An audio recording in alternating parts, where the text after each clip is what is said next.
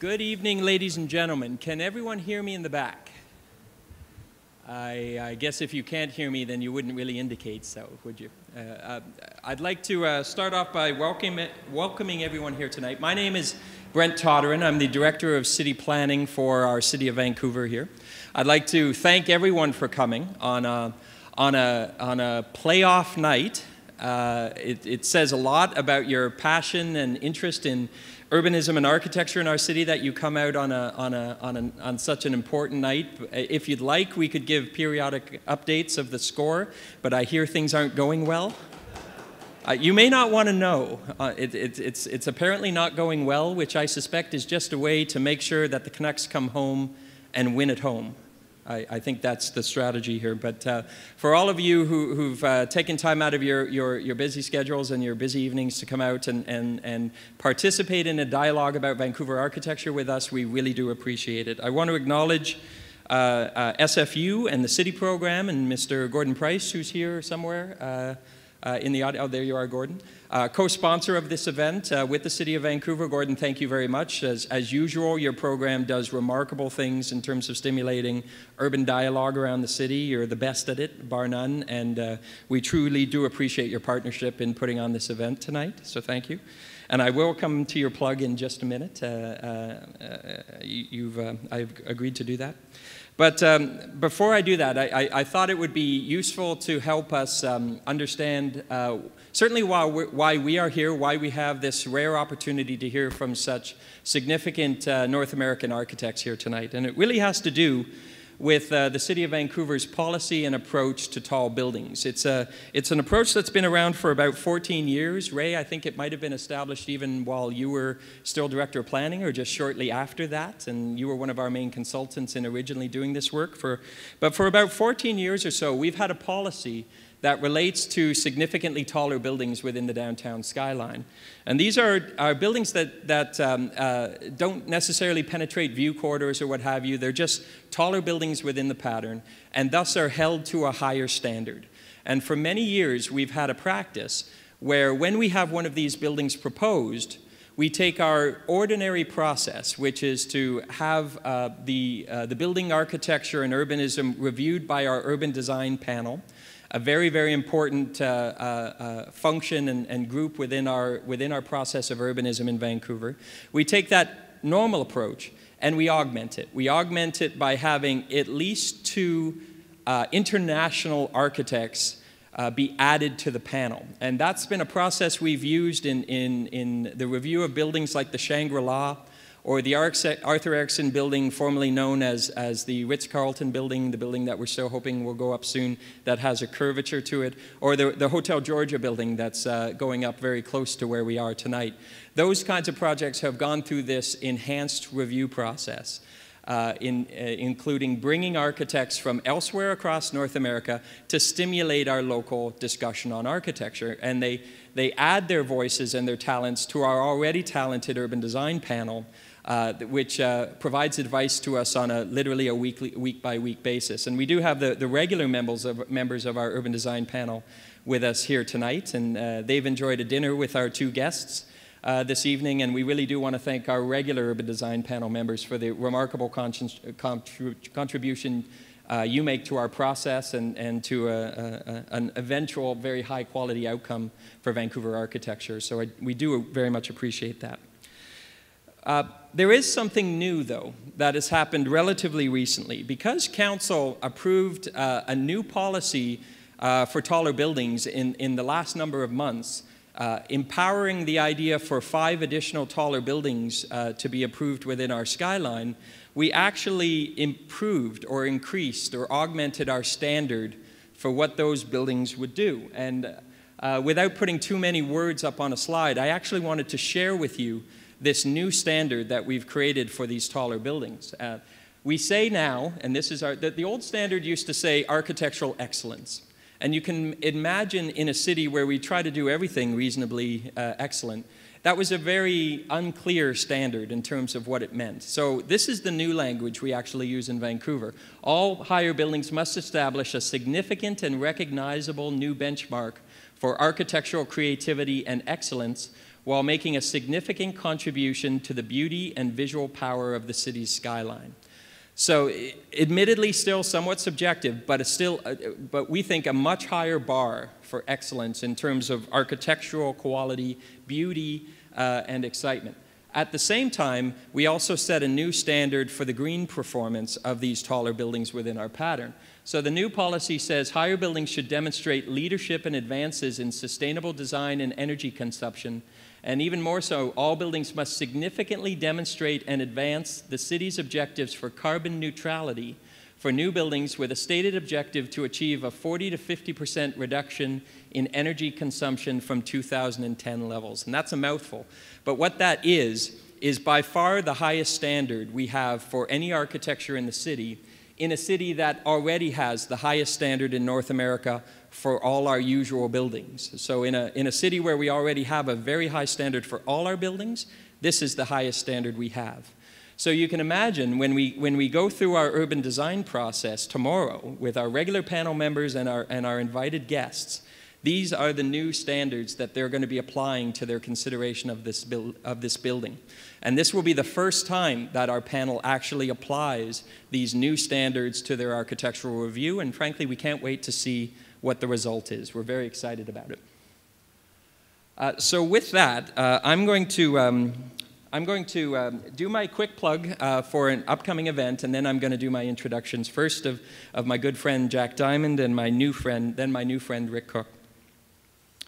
And the plug is this, and I'm going to get my notes here, Gordon, so I don't forget it. But the City of Vancouver and Simon Fraser University City Program are co-sponsoring an event on the future of the Broadway corridor as a major city street and significant pedestrian and transit corridor, with noted urbanists and remarkable urbanists, I must say, Alan Jacobs and Elizabeth MacDonald.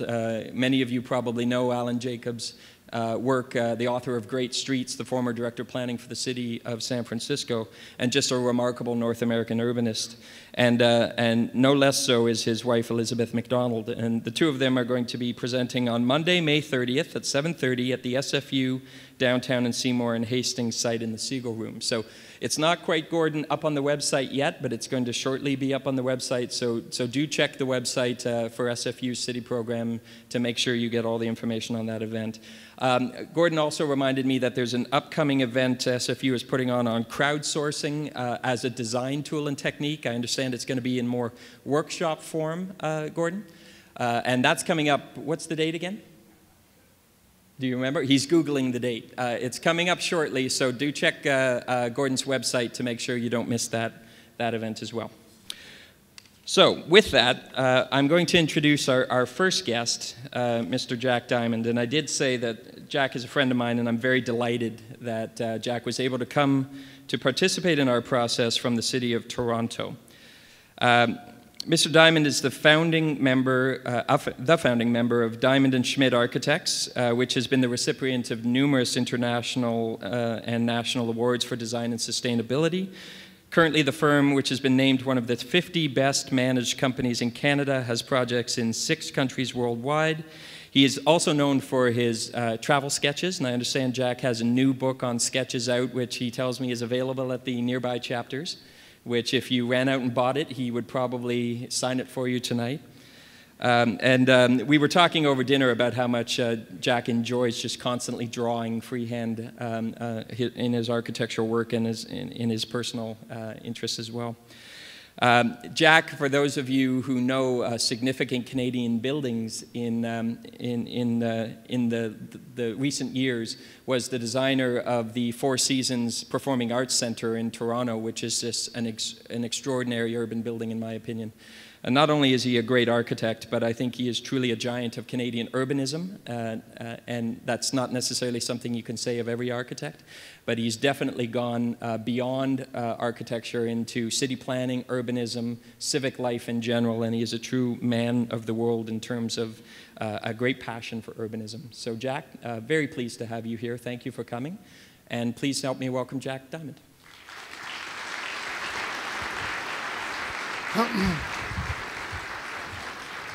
Well, I've not always been given such a good welcome in Vancouver. I gave a painting many years ago to the Vancouver Art Gallery, and they gave me a life membership. And one of my trips here, I brought my life membership along, and I said, well, here it is, and I found I'd forgotten it. And they said, well, what's your name? I said, Jack Diamond. And she looked at me and said, Jack Diamond, you're dead. It was news to me, but I gather there was another Jack Diamond in Vancouver, and thank you for the welcome this time. I thought what I would do, a little bit of background to the kind of critique. I think a good criticism is one which is based upon stated assumptions, so you can make a judgment about the assumption that's being made as well as whether the object fits that criterion that you set out. So I'm interested, I think it's true that architecture inevitably is an expression of a society. And to look at the power in a society, it's very clear where that power lies, never more clear than in the pyramids. We know the power of the pharaoh. The rest, the fellaheen, were nothing, and you can tell from the architecture that that's true. In medieval times, the church of enormous power between the 11th and the 16th or 17th centuries. This is Reims Cathedral. You can see its domination of the landscape. We also developed vernaculars that go along with the power buildings. In the 19th century, we had these warehouse buildings that Vancouver and most of the cities in North America have. And the vernacular is also here represented by the power in the 20th century, the banks. If you look at a Canadian city in the 20th century, you see where the power lies.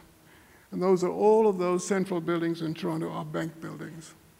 So the question for us, and that's the vernacular, just like the 19th century warehouse, they established an absolute norm, and it became the universal form of that vernacular. But the question is, what happens in the 20th century? I want to go to another aspect of the city building before we look at what is now remarkable. What's expressing our community, our society today? Once upon a time, urbanity was achieved with having regular buildings for the most part, and then the exceptional building that's enhanced by the regularity of the general, the aggregate, set up the background or the framing of something so exceptional. In this instance, a particular city that I'm working in now in St. Petersburg in Russia, you do get this kind of regularity. This pointer's not working, is it? Oh, there it is. Where you get the irregularity in the scale of the building and the occasional extraordinary monument. That's done horizontally. No verticality of the kind that we're talking about. What we're talking about today, I think, is typified by what I call exceptionalism. The monuments today are not the occasional major public building. Everybody wants to produce something exceptional to a point of eccentricity. Because you do have a powerful, now wealthy middle class that's widespread in its affluence, that always wants it. And there are many huge drivers to get exceptionalism. The tower building itself is exceptional or exceptionalist because it has to be isolated. You can't put tower buildings together like you can put a street of the 18th, 19th centuries. So they have to be separated.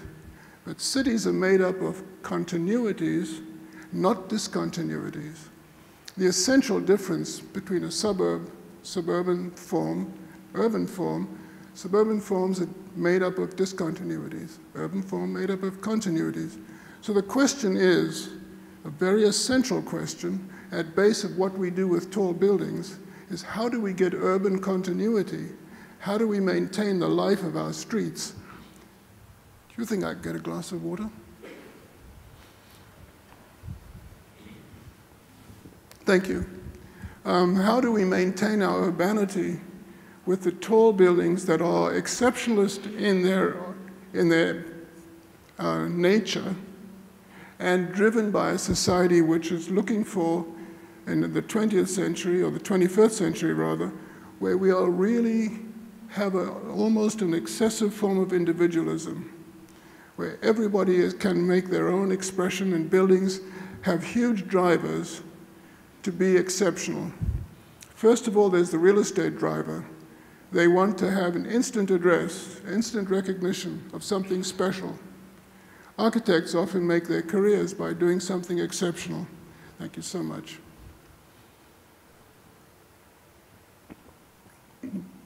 Publications want something to catch the eye, so that it becomes more and more, the pressure more and more is to do something so eccentric of the 5 minutes of fame that it becomes almost ridiculous. If you read the Globe and Mail this morning, there was a picture on the front page of buildings built in China to look like a ping pong bat.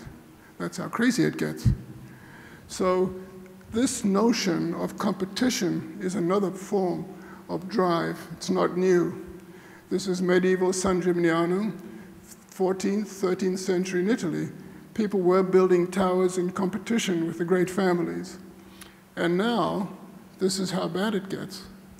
That you have to have buildings that are different for the sake of being different, not being driven by sustainability issues, not being driven by the experiential aspects of making it a comfortable place to live in, but just to be different. Don't think that this is something that is purely theoretical, notwithstanding the fact that this is a computer rendering. In fact, they're being built.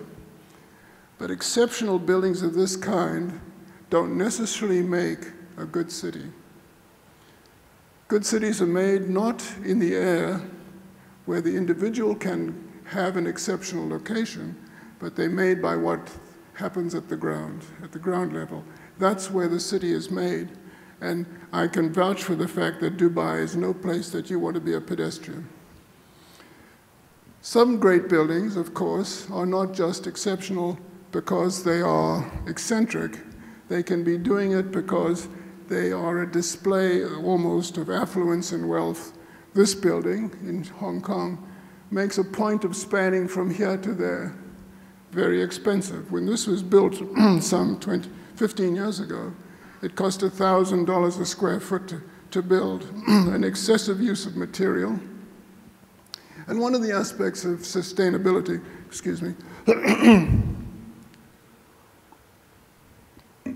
is not just the question of energy consumption, is to do with how much material you use. World Wildlife Federation has said that, in fact, the world today is consuming 1.5 times the production of material. In other words, we're depleting our planet, and architects have a huge responsibility to do less, do much more with less, to find economic ways of building, not excessive ways of building. You can't look at tall buildings in isolation from their context in terms of transportation and land use. This is Houston, where the center looks extremely dense, but it's surrounded by a pancake of residential uses, and this is almost exclusively office use. I've colored in red the parking lots. When you don't have a good transportation system to mount your tall buildings on, and you depend upon commuting, that's the consequence. It's a discontinuity. There's no chance of creating the continuities at ground level that create the animation, the continuity, the safety, and all of those good things. Most of the space in the city is taken up by parking. Now, Vancouver's on a very good roll. Things that your planning department and city are doing are quite remarkable, in as much as I think it must be the only city I know of in North America where the commuting numbers are not just flat, they are now falling. The development of the rail system, the development of bicycle paths, to the fact that more people are living in the city. I was surprised to find that the peninsula only has about little over 100,000 people living on it. Quite clearly, not only is it inevitable that it'll get developed, I think it's necessary that it gets developed. Young people want to live where the action is. If you want to attract bright young people who will drive the economy, you need to make the right kind of accommodation for them. The quality of life is as large a factor in attracting investment as anything. Let me tell you, one of the best professional experiences I had was acting as a commissioner on a task force to look at the land use, transportation, governance, and movement for the City of Toronto. And we went to the 3 large locator companies in the world to check out where we stood: Geneva, Chicago, New York. And they went through a list of 10 factors: access to markets, the level of education in your task, in your workforce, transportation system, communication system, and so on. And they said, where you stand, taxation and so forth. People think taxes are so important in locating businesses. It's not true. They said, your competitive edge is the quality of life. You've got secure housing, you've got entertainment and good cultural facilities, good schools and education. People making decisions to put their company somewhere, just think about it. They're going to look and say, where will my children go to school?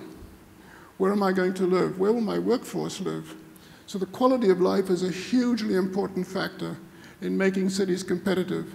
And it is not just made up of the economic base, it's made up of some more subtle aspects to it. And that is the physical quality can contribute to that aspect. So in many respects, you are well ahead. So the question here for the new high-rise is, how does it not just maintain the quality of life that you have, which is exceptionally good, but how does it improve it? You can see here the 3 dimensions of what I was showing you, how isolated these buildings are as a consequence of not having a good transit system and having too high a contrast between the density out here and the density in there. Now, while your transportation system is quite good, it's not as good as it should be. And this is a very interesting graph. The commuting time for people in cities, 48 minutes in Barcelona. Toronto's the worst. 80-minute commuting time. We're absolutely in the wrong trajectory. Calgary and Vancouver are about here, but we all need to be much, much further in. So I think that that aspect, while your rail system has exceeded expectation, that it filled up to its expectation within the first year or 2, that has to continue, as well as building on the center for people to live and work and play. Open space is important, but it can be dead. Just open space is no real panacea. In fact, what it does, it makes the high-rise look good, but they aren't always safe and wonderful places to play in. If you look at cities where city streets are really the greatest open and recreational spaces, you'll find they're quite small and congested. Congestion often is a very attractive quality. In fact, when you go to a party and there are just a few people in a huge room, it feels like a complete failure. In fact, you find everybody as a consequence jammed into the kitchen. There's that sense of connection, contact, tightness, and that also is part of the animation and life of a city. It's like a good cocktail party. You rub shoulders. And New York has got lots of high-rise building, but look at its animation on the street. Its density is extraordinary, not as high as Hong Kong, but pretty high. And yet the street life is continuous. It's not like Houston. It doesn't have that discontinuity. Relieved, of course, by this wonderful living room, Central Park, defined, may I say, not by nature, but defined by man-made object. It's well defined. It's a living room that has huge definition and well used. So the positioning of open space, both intimate and small and large, is part of the whole aspect of tall buildings. We'll get to in a minute the whole question of the aesthetics of it, which I think really is a minor issue in many respects. There are more fundamentals at stake here that we need to deal with. To go back to my diagram that I showed you, and I'm going to flash back if you don't mind.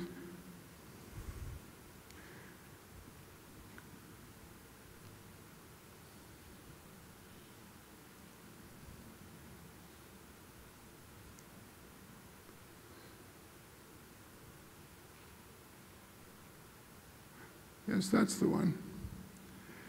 Because the traditional city got its continuity, its cohesion, by a horizontal continuity, and then the occasional monument of this kind.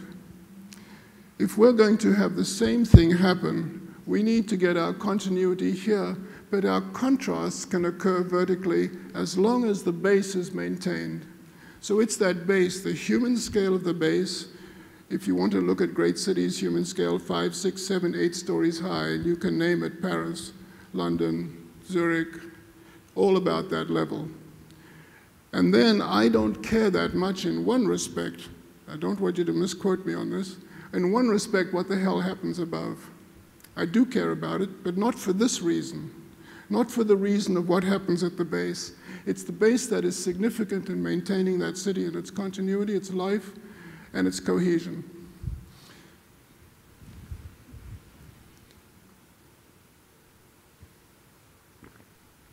Of course, what you do at the street isn't always to do with animation. It's to do with a certain civility, particularly residential buildings, where there's an element of avoidance of the invasion of your privacy. So great care has to be taken about how you deal with that as well. Once again, though, small spaces, intimate spaces at the water's edge can create magnificent urban living rooms. You've done very well, I must say. There are some exceptionally successful projects here, including the Olympic Village. I know about the money side, but you can't just look at the money. You've got to look at the long term. Governments often have to make investments to trigger high quality. That's their job, setting standards, doing catalytic action. They can colonize an area that no private sector can do on their own. That's the job of a government, to do it well. But I'm full of admiration for the continuities, the animation, and the scale of your streets. The trick is to keep that going. Let me talk a little bit about the quality itself. I want to conclude in dealing with the question of aesthetics. Aesthetics are empty if they don't have a rational driver. It may sound like a contradiction, but instead of being whimsical about some damn shape or other, to make it distinctive in some kind of crazy way, one should have the driver that is something to do with, I think, sustainability, to do with shadow, to do with the way in the building sits. It's the minimalist approach that is so essential in my view here. It's the Chanel approach. I don't know if you know, she was famous for when people were creating her couturier fashions for her, she'd come and look, and she'd always take one thing off. It's something less to take off, not to put on. But if you take the New York Times building in New York, which I have large admiration for, its simplicity and its reduction of detail is fantastic. Where it's wrong is that it's symmetrical. I used to play a lot of sport, and I injured my knee once, and I had a very bad doctor who gave me a shot in my knee so I wouldn't feel any pain during the match if I got hit there. That drug that stopped the pain is very dangerous. These are drug buildings. The drug is air conditioning. The building doesn't feel the pain on the south. It's not using as much on the north. So in a way, that pain's not being exhibited, but it's there. The consumption of energy on the south is far greater than on the north, and the building has made no response to it. It's the response that would create the asymmetries, would create the interest to create a building of distinction, not by some whimsical move. Some projects of my own, immodestly introduce, of the retention of old buildings at the base, and then to break the mass down by this building exhibiting, these are apartment buildings, and they are facing different ways, therefore they're treated differently, and they're not all glass. There's a reasonable amount of visibility, but they do pay attention to the question of shadow. I just wanted to show you this is a technology that's available to all. There's a clock running down here.